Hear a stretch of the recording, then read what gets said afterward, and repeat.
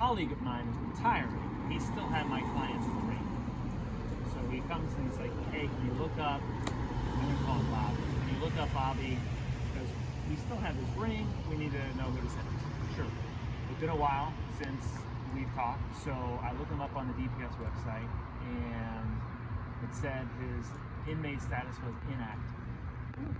I knew that didn't make sense because my client got a lengthy sentence. It had only been a couple of years. So you go to last movement, you go down the screen, and last movement said death. Oh. So I had no idea that my client had passed. We got in touch with his family, and I'll say this, my client was charged with a serious crime, and he had a complicated relationship with his family. Not everybody was in his corner. So we weren't sure when we called if we'd be bearing bad news, what the situation was. The son did know that his father died, and he said the prison told us they think it was related to COVID. So I pulled the autopsy, and sure enough, he died of complications from COVID. But here's what the autopsy said. My client, who was in his 50s and had underlying health conditions, which they knew about because it's in the autopsy, had shortness of breath in early April. He went to the hospital. They diagnosed him with bronchitis, and they sent him back to the prison. Then they tested folks in the prison, and he had tested positive. He was returned to the hospital where he died a short time later. So he's first sick in early April when we didn't know everything we know now, but we certainly knew, we were shut down. Schools are shut down. He goes to the hospital, they don't give him a test, and they sent him back. Which is just crazy. I don't know, there are a lot of, to me, it was an obvious lack of respect for his life, but an obvious lack of respect for the health and lives of everybody that he's going to go and live with. Yeah, I haven't fully processed it. That's I learned this more recently, but that's what happened with my client. Does that strike you as odd or unique or? Not odd. That's par for the course, the lack of care and concern for incarcerated people. When people know your status as an incarcerated person, no matter what system it's in, healthcare, legal, nonprofit, you are automatically, the importance is automatically diminished. Because what we think is that people who are incarcerated are bad people who have done bad things. And whatever happens to them is their karma. It's their lot in life. And we really have to reframe how we think about harm in our community, about crime, what is a crime, and violence. Because if we don't, then we allow for these type of injustices and the inhumane treatment of others to not just exist, but to really be the standard inside of carceral facilities. This is not a one-off situation. This is one of thousands, if not millions, of folks who have been disconnected from their own humanity through the medical system within the carceral facilities. And so it's reminiscent of the eugenics, where we see women having been harmed by having hysterectomies and tubal ligations that they had no knowledge of, right? It's that lack of care and concern about their reproductive ability in the future. It's that same lack of care that leads to allowing folks to not provide PPE, to not create social distancing within carceral facilities, to not make sanitizing and disinfecting agents standard. Instead of having to request those things or only being available one time a day or whatever the schedule is of the cleaning. We would allow people to have more autonomy and more agency over their health care. I don't know why just because someone is an incarcerated person means that their health care now is dictated and decided by someone else. You should still have the ability to receive and dictate what your care looks like even no matter your status of in a carceral facility or not. And so we have just allowed for folks to just be put into cages with no thought about the many impacts and the many ripple effects, because prison health is public health. Having an outbreak inside of a prison is a public issue, because not everybody is going to stay in that prison. People are coming in and out every day, whether it's people being released, coming in, or staff coming in and out every day. But people are coming in and out every single day. And jails is even worse because they're more transient, right? People are constantly moving in and out. And so I think it's just standard. As someone who received no medical care while I was incarcerated, and this was before a pandemic, right? And I lived in the most resource county in this state and received no care. So I can believe that this happens. And not only does it happen so much, we've become accustomed to it. This is every letter or communication that I ever get from somebody is based out of this lack of care from some system actor. Whether it was their criminal defense attorney who didn't care enough to effectively argue their case or litigate their case, whether it was the prosecutor who covered up or made the jury all white or had racist shit going on inside the jury, whether it was the judge who allowed unconstitutional, unlawful things to happen in that courtroom, lack of due process, speedy cup, whatever, right? But there's someone in every single situation, there's a system actor who actively works to disenfranchise and disconnect incarcerated people from their humanity. So whether that's the CEO or the warden, the phone provider, Global Tel-Link is a disconnector. Having to pay exorbitant amounts per minute to talk to your family is a disconnector. The lack of nutrition is a disconnector. How can you think properly if you're not eating well? How can you make good decisions? How can you thrive? How can you be healthy and whole if your nutrition is not popular? I mean, it's not what it should be. Well, they get people in prison get fruit and healthy things, right? What? Fruit? It ain't fresh fruit. Well, I mean, even if you get it, if you get it, I mean, it is. We wouldn't treat dogs.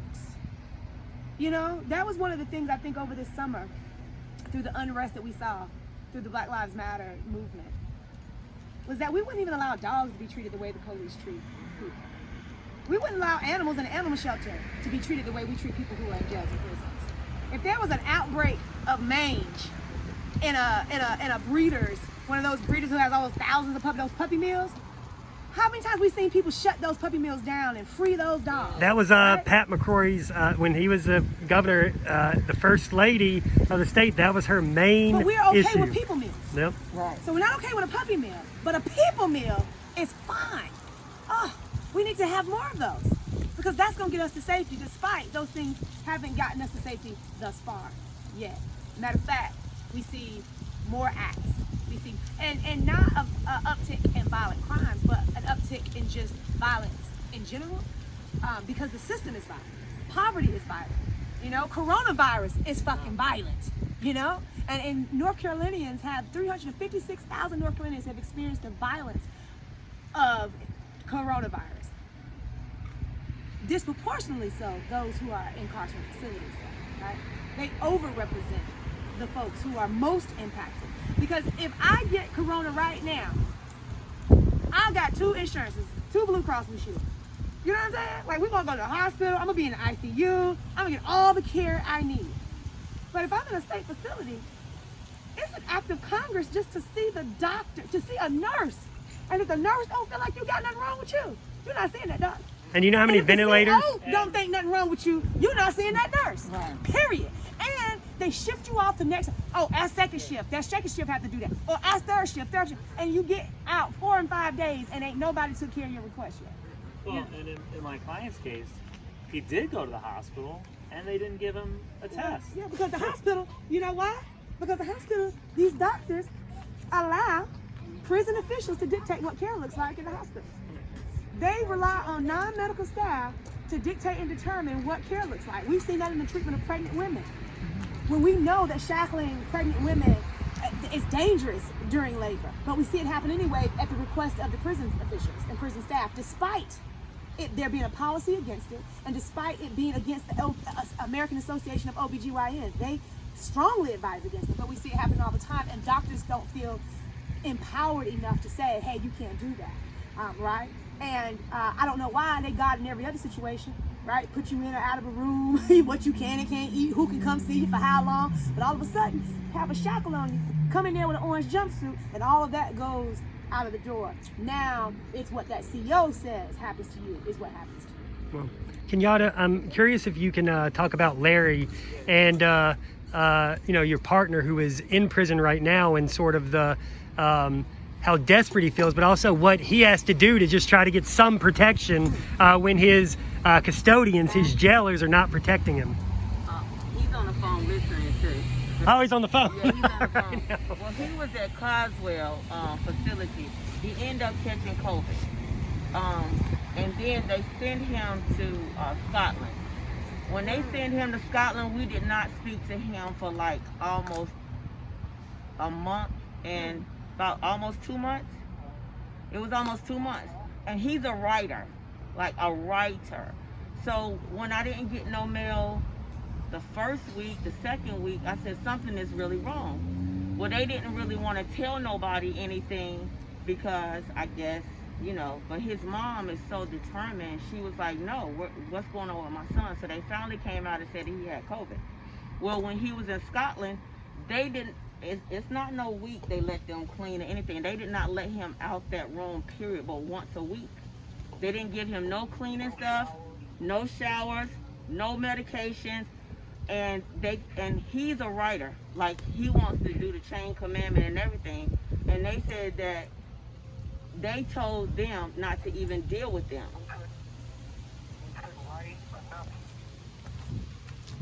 They couldn't write. They didn't want to take the mail. They said because if they take the mail, it was contagious. It was all kind of stuff. And can you talk about the vents? Oh, and it was so cold in there, he ended up getting. They handcuffed him. Handcuffed. Oh, handcuffed him from the back anytime they come and check his vitals? Yes, and that was probably once a week. And you're supposed to check vitals every 4 hours when somebody's sick. No. And the room was so ice cold. Child, talk about that cold now. The room was so ice cold. He said that he thought he was about to die. I'm trying to So say, what he started doing, he took the toilet paper that he had to be really smart about, and he started rolling it up, putting it in each. Oh, he said it was 500 holes? We used to take sanitary napkins on the woman's But bed. they didn't give him anything. Yeah, you take the sanitary napkins and you take them to the vent. Yeah, until they It's so cold. Dang, it is so cold down I put toothpaste in Now, this is mine. how you know you cold. When you sitting down and you feel your hair like just blowing, like it's windy outside. That's how cold it be inside. You be sitting there, you just be sitting there, and then your hair just be blowing. Man, it's fucking cold. Like, why? Yep. Yes. And if you don't have no long johns or 2 pair of socks, fuck up. You are messed up. And matter of fact, blanket they give you got holes in it. And it's wool. yes. And if If you're allergic to wool, they give you a they cotton. give you a cotton, but the cotton got holes. It look like it's knitted. Yes, it's a knit blanket. said You get all this air coming through. he said they was going on hunger strike, suicide watch. They wouldn't do anything. And he said they was real sick. Larry, I'm here. This is Daniel. We talked earlier. I'm here and just recording the conversation. Hey, Larry. I just want to see if you want to say anything directly. We can hear you, but just, if you could talk to the governor right now, what would you say to him about what he needs to do to protect you? Man, it's just that they need to, they treat us, you know what I'm saying, the staff, they treat us like caged animals. Animals in the shelters get more privilege than we did when we caught COVID. I'm talking about, man, we get handcuffs on the back when we ain't do no wrong. They punishing us like we don't stab police or we don't jump on officers. Only thing we did was caught coronavirus that the officers brought in here. You know what I'm saying? They need to go around and let these guys, there's so many guys in here, older guys gonna be 25 years and better. You know what I'm saying? He needs to clemency and pardon some of these people, man. Yep. The prison is overcrowded. You know what I'm saying? The officers, they so nasty in here. You know what I'm saying? They treat us like we can go to Walmart. They treat us like we ain't bringing it in here. We ain't bringing none of that stuff. We ain't bringing the corona in here. They coming in here giving it to us and then want to treat us like They don't want to touch our mail. We can't write grievances. It's you know what I'm saying? But our whole goal of the group would have, you know what I'm saying, just wake up, you know what I'm saying, and help us. We need help in here. They got their knee on our neck in here. We can't breathe in here. It's unjust. It's unconstitutional. You know what I'm saying? They breaking all type rules in here. Yeah.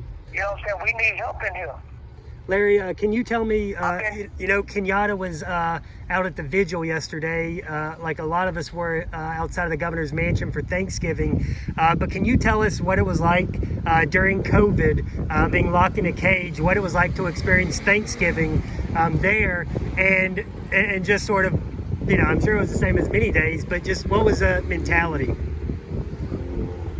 I mean, with the Thanksgiving here yesterday, it was, you know what I'm saying, they tried to give us some turkey, but it was, you know what I'm saying, I didn't eat it because it was nasty, and they got us on lockdown in here. The officers, they joined us, they enjoying having every camp on control movement. They can control us better. We go out sometimes 15 minutes a day.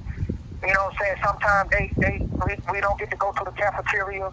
We got to eat in these dirty living quarters. They bring our food to us 3 times a day. We get a little bit of outdoors. We can't go to the cafeteria. But when I had COVID, man, they want to let us outside. They didn't give us no cleaning. One thing about coronavirus is about cleaning. You got to wipe stuff off. Yep. They didn't give us no cleaning material. You know what I'm saying? They wouldn't let us scrub our rooms. They wouldn't scrub the shower. It's terrible in here, man. It's just, Yep. you know, the conditions that we living under in here, it ain't right. Yeah. It ain't right at all. Yeah. Well, we're doing the best we can to get your voice out there and your need and your cries for help. But thank you very much for talking to us. Thank you. Thank you, Kenyatta. All right, I'm going to end this. Well, let me just end with this question. Okay. So yesterday, Governor Cooper pardoned 2 turkeys, cranberry and another one, whatever it's called. But and it was just tough to watch the video because, and I don't know if y'all have seen it, but it was all about dad jokes, and it was just like such a lighthearted moment, which I can appreciate that in some ways you need in a pandemic, but knowing that he's using the idea of a pardon as sort of to entertain people, and using and referencing a constitutional tool that he has never seen fit to use to help people is absurd and really insulting in many ways. And so my question is, I know we're going to have a roast of him in a little bit this afternoon, but can you give us a preview of that roast from Turkey Day? Just sort of what you think about when you know that he's over there pardoning turkeys and not people. I just think it's par for the course for the contempt that the carceral state has for people, especially black people. That even animals during the days of slavery were treated better than black folks, right? And so that's true today. Even in this version of the carceral state, animals are treated better than black and brown folks. We see that pregnant pigs can't be kept in a cage longer than 12 hours according to laws, but we can keep pregnant folks in solitary confinement for their safety, right? Our governor can pardon turkeys, but has refused to use his powers granted to him by the North Carolina Constitution, granted solely to him. He's the only person who can grant this type of relief. And I think that's the part that's the most discouraging, because it's not an entity or a body of people. It is one person who makes this decision. And so that one person becomes the barrier, becomes the obstacle that we have to get over in order to get this mass relief that we need. I actually would probably feel better if it was a group of people, because then maybe groupthink would take over, and that we would have movement. But moving one person is difficult. We haven't heard anything from Governor Cooper or his office, and this is day 24. 24. 24, day 24. Halfway through. We're Halfway 58. through of a 58-day vigil, right? And so, I don't know. I just think that the lack of courage is something that we've seen consistently throughout his career and the career of many other politicians. They seem to have a lot of courage when they're stepping on people to get to that position. But when they get to the position that they've scraped and scrimped for 34 years to get, all of a sudden they become mealy-mouthed and start disconnecting themselves from their power. And so I don't understand why you do all that work to become the most powerful man in North Carolina. Just to become the least courageous man in North Carolina. Like, just makes no sense. And I hope that he knows that, you know, he doesn't have to be a lame duck. He could be like, you know, just a duck. You know what I mean? You don't have to be a lame one. You know what I mean? Yeah, and we were talking earlier today. I really want to be able to talk to my, I would say grandkids. I don't know. Whatever small group of kids I'm talking to as an elderly old man. I want to tell them sort of about Governor Cooper and this evolution that he made. Because again, we've talked repeatedly how he has been a part of this system and has definitely contributed harm as a public servant for 34 years. But he uniquely has an opportunity to really be the wrecking ball, to tear down the walls that he helped build, and to transform lives, and to really start a movement. Because I don't think he is even capable of doing everything that needs to be done, but he is capable of starting it. And we don't see it yet, but I hope that we do see it in these next few weeks, months, and years. I'm gonna have faith in which is hope in the belief of things unseen. I mean, we haven't seen clemency yet, but I do have faith that we will see mass relief. And mass release, not just mass relief, but also mass release. I'm also hopeful that he begins to see incarcerated North Carolinians as North Carolinians. That those are the same North Carolinians that he vowed to protect since the beginning of this pandemic. He's done lots of things to make sure that folks who aren't incarcerated, mass mandates, phase 1, 2, 2.5, 3, you know what I mean?